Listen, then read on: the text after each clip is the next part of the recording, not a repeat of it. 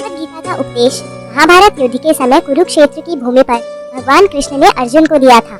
श्रीमद् भगवद गीता एक ऐसी धार्मिक पुस्तक है जो मनुष्य का सर्वश्रेष्ठ मित्र है। व्यवहारिक दृष्टि से केवल भगवद गीता ही ऐसा ज्ञान है जिसे जानने के पश्चात आपको जीवन जीने के लिए किसी अन्य ज्ञान की आवश्यकता ही नहीं पड़ती। यदि आप यह अनुभव कर लें कि आप वास्तव में एक आत्मा है, शरीर तो केवल एक आवरण मात्र है, तो आप स्वयं को भगवद गीता की एक बात पर विश्वास करने से नहीं रोक सकते। हम सभी आत्माएं हैं जो परमात्मा के अंश है और यह संसार एक कारागृह है जिसमें हम अपने अपराधों के दंड भोगने के लिए जन्म लेते हैं। यह जीवन मनुष्य के लिए एक अवसर है अपने अपराधों का प्रायश्चित करने का। इस परीक्षा को उत्तीर्ण करने के लिए एकमात्र पुस्तक है भगवद गीता। इस पुस्तक में भगवान ने जीवन की जो राह दिखाई है, यदि उसका अनुसरण किया जाए तो मनुष्य जीवन और मृत्यु के चक्र से मुक्ति प्राप्त कर सकता है। परंतु कलयुग के प्रत्येक चरण पर मनुष्य जीवन निम्नतम स्तर पर जा रहा है। कलयुग में आधुनिकीकरण के प्रभाव में सनातन धर्म का महत्व, भगवान के अस्तित्व पर विश्वास और संस्कृति कहीं लुप्त हो गए हैं। यह ज्ञान मनुष्य से कोसों दूर हो गया है। कलयुग, जहाँ पापों का बोलबाला है, इंसान लोभ के लिए किसी भी सीमा तक जा सकता है। भाई अपने भाई की हत्या करने में संकोच नहीं करता। माता पिता के लिए सम्मान कहीं खोसा गया है। धन अर्जित करने की होड़ में मनुष्य अपने वास्तविक अस्तित्व को भूल गया है। ऐसे घोर पाप के युग में भगवद गीता के अतिरिक्त कोई उपाय नहीं है। युग में ऐसी स्थिति होगी, इसे ध्यान में रखकर ही भगवान कृष्ण ने लगभग 5000 वर्ष पूर्व ही मनुष्य के हित के लिए गीता का उपदेश दिया था। जो व्यक्ति कलयुग में भी भगवान के दिए इन उपदेशों का पालन करते हैं, वो उद्धार की राह पर अग्रसर होते हैं। कुल 18 अध्यायों में 700 श्लोकों के माध्यम से भगवान ने जीवन का ऐसा रहस्य बताया है जिसे जानने के पश्चात मनुष्य को ऐसी संतुष्टि और प्रसन्नता प्राप्त होती है जो संसार में कहीं भी नहीं मिल सकती। भगवान को कैसे प्राप्त करें, यह राह भी भगवद गीता आपको बताती है। जो ज्ञान हम सबसे दूर है उसे पुनः आपके सामने लाने के लिए इस वीडियो में हम आपको भगवद गीता का सार बताने जा रहे हैं। भगवद गीता के सभी महत्वपूर्ण तथ्य इस वीडियो में आपको बताए जाएंगे। यदि आप इस पुस्तक को ठीक से समझना चाहते हैं तो वीडियो को पूरा देखिए। आत्मा और परमात्मा का संबंध क्या है? जीवन में मनुष्य का क्या उद्देश्य है? इस संसार में मनुष्य ने क्यों जन्म लिया है? ऐसा क्या है भगवद गीता में जो मनुष्य का भगवान से योग करा देता है और जीवन एवं मृत्यु के चक्र से मुक्ति दिला देता है? आइए जानते हैं इस वीडियो के माध्यम से।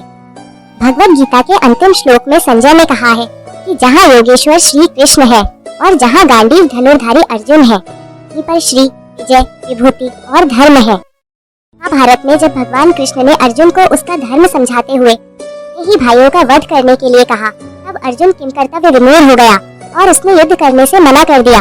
उसने कहा, मैं अपने ही भाइयों को कैसे मार सकता हूँ। तब भगवान ने जीवन की वास्तविकता बताते हुए और धर्म का अर्थ बताते हुए अर्जुन को अपना वास्तविक रूप दिखाया।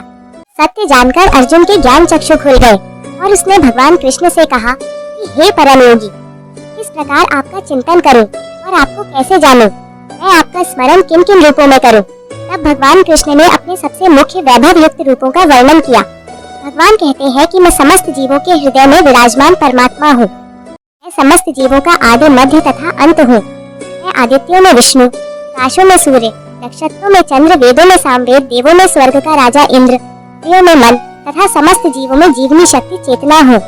रुद्रों में शिव, यक्षों तथा राक्षसों में संपत्ति का देवता कुबेर, वसुओं में अग्नि, पर्वतों में मेरु, पुरोहितों में बृहस्पति, सेना नायकों में कार्तिकेय और जलाशयों में समुद्र हूँ।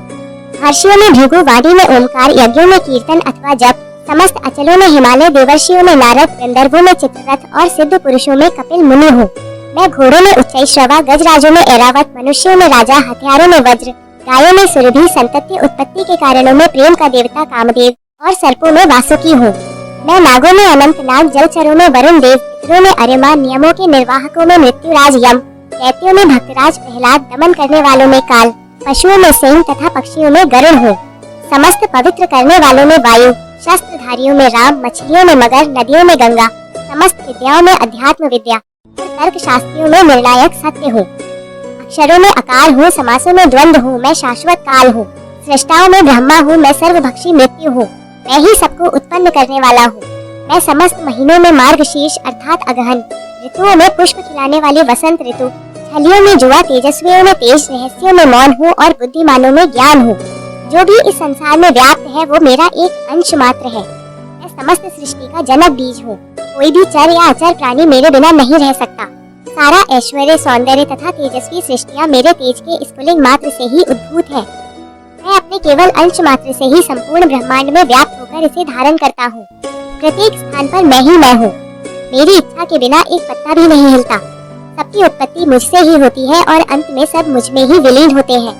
ऐसा सुनकर अर्जुन ने विनती करते हुए कहा कि मैं देखना चाहता हूँ कि आप इस दृश्य जगत में किस प्रकार प्रविष्ट हैं। मैं आपके विश्व रूप के दर्शन करना चाहता हूँ। तब भगवान कृष्ण ने अर्जुन को विश्व रूप देखने हेतु दिव्य नेत्र प्रदान किए। अर्जुन ने इस रूप में असंख्य मुख, असंख्य नेत्र तथा असंख्य आश्चर्यमय दृश्य देखे। यह रूप अनेक दैवीय आभूषणों से अलंकृत था और अनेक दैवीय हथियार धारण किए हुए था। भगवान का यह स्वरूप आश्चर्यचकित करने वाला, तेजमय, असीम और सर्वत्र व्याप्त था। इस प्रकार अर्जुन भगवान के इस विश्व रूप में एक स्थान पर ही हजारों भागों में विभक्त ब्रह्मांड के अनंत अंशों के दर्शन कर सका।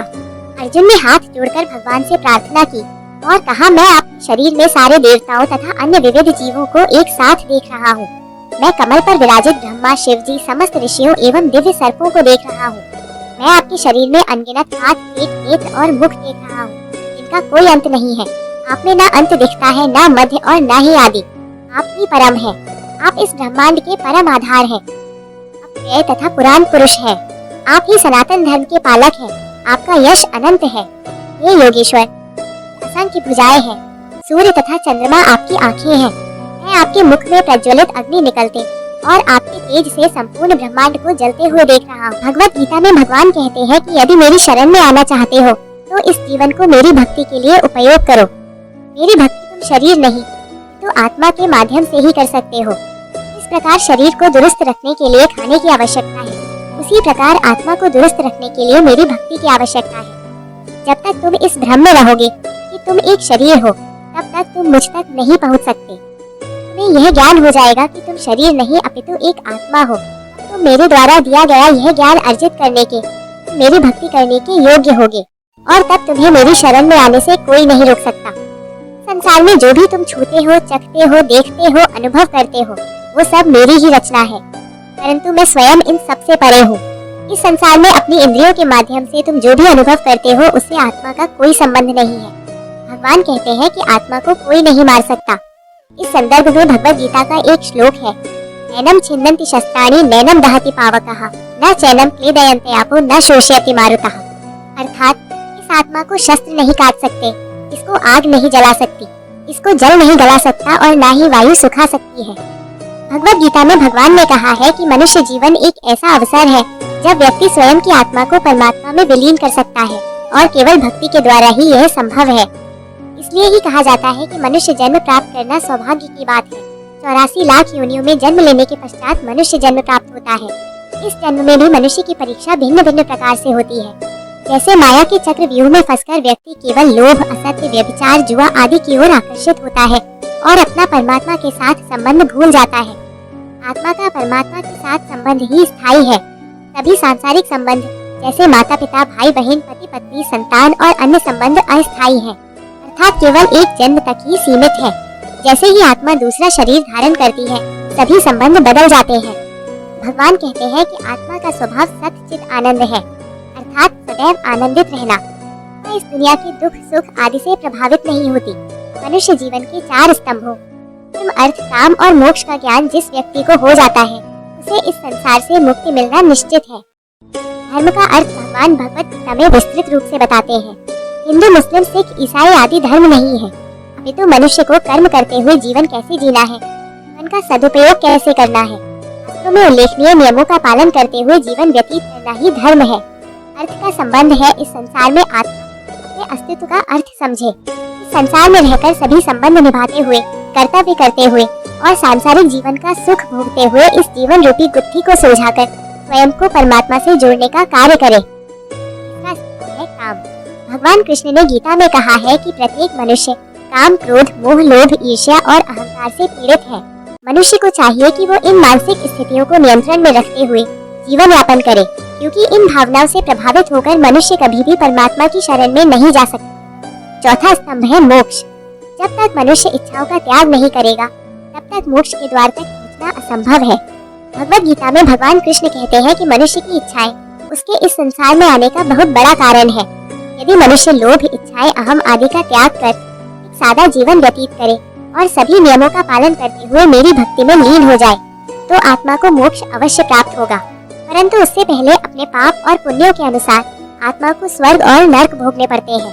यदि कोई आत्मा स्वर्ग की ओर आसक्त हो जाती है, वहाँ की भव्यता देख विचलित हो जाती है, तो उसे वहीं रहना पड़ता है और उस जन्म में उसके लिए मोक्ष के द्वार बंद हो जाते हैं और पुनः मुक्ति पाने के लिए एक नया शरीर धारण कर आत्मा को पुनः सभी प्रयत्न करने होते हैं।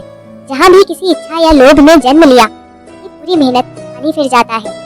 दोबारा जन्म लेकर परमात्मा तक पहुँचने के रास्ते खोजने होते हैं। जब तक आत्मा अपने अस्तित्व को नहीं पहचानती, तब तक उसे कर्मों के अनुसार नए नए शरीर धारण करने पड़ते हैं। भगवद गीता में कर्म योग, भक्ति योग, राज योग और ज्ञान योग का वर्णन है। जब मनुष्य शरीर द्वारा कर्म करके परमात्मा के साथ योग करता है तो उसे कर्म योग कहा जाता है। कर्म योग में व्यक्ति सदैव परमात्मा द्वारा बताए गए नियमों का पालन करते हुए कर्म करता है और परोपकार करते हुए जीवन व्यतीत करता है। भगवान कहते हैं कि यदि कोई व्यक्ति स्वयं को मुझे समर्पित कर दे तो उसे मैं प्रसन्नता पूर्वक स्वीकार करता हूँ और उसे अपनी शरण में ले लेता हूँ। भगवान की ओर ऐसे समर्पण को भक्ति योग कहा गया है। गीता में भगवान ने कहा है कि यदि कोई मनुष्य ध्यान के उस स्तर पर पहुँच जाए जहाँ वो सभी चक्रों को सिद्ध करके कुंडलिनी जागृत कर ले तो वो परमात्मा से योग कर सकता है। इसे राज योग कहा गया है। मनुष्य को अपने अस्तित्व के विषय में जानने की जिज्ञासा होती है और वो अध्यात्म के अभ्यास की ज्ञान की प्राप्ति करता है और फिर परमात्मा के साथ योग करता है। इसे ज्ञान योग कहा जाता है। तो आइए भगवद गीता मनुष्य जीवन के जिन रहस्यों का वर्णन करती है उनको समझकर जीवन को सार्थक बनाएं। यदि आपको भगवद गीता सार का यह विवेचन पसंद आया तो सबके साथ शेयर करें, जिससे इस संसार में उपस्थित सभी आत्माएं अपने वास्तविक रूप को समझकर परमात्मा में विलीन होने के प्रयासों में जुट जाएं और इस जीवन मृत्यु के चक्र से बाहर निकलकर सदैव ही भगवान की शरण में रहें। और यहीं पर समाप्त करेंगे हम आज की कड़ी। जल्द ही भेंट होगी एक नई जानकारी के साथ।